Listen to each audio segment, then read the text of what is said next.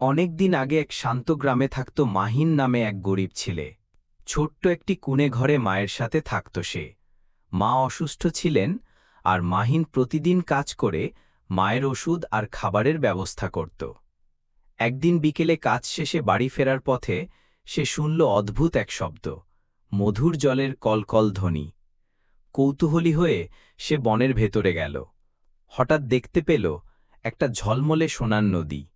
চারদিকে আলো ঝিকমিক করছে, পাখিরা গান গাইছে।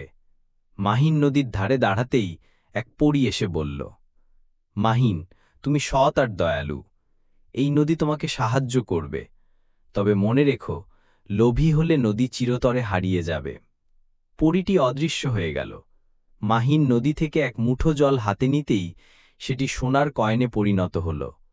বিস্ময়ে সে মাটিতে বসে পড়ল।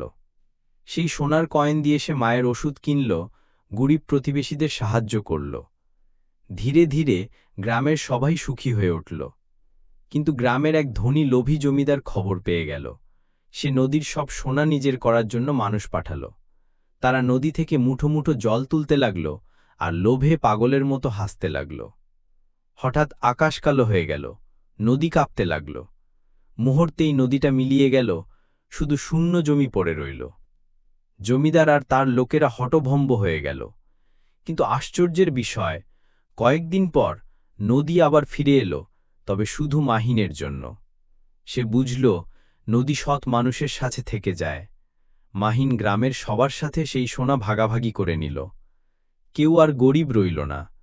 ধনী জমিদারও অনুতপ্ত হয়ে সাহায্যের হাত বাড়াল। এভাবেই গ্রামের মানুষ সুখে শান্তিতে বসবাস করতে লাগল, আর সোনার নদী হয়ে উঠল তাদের আশীর্বাদ।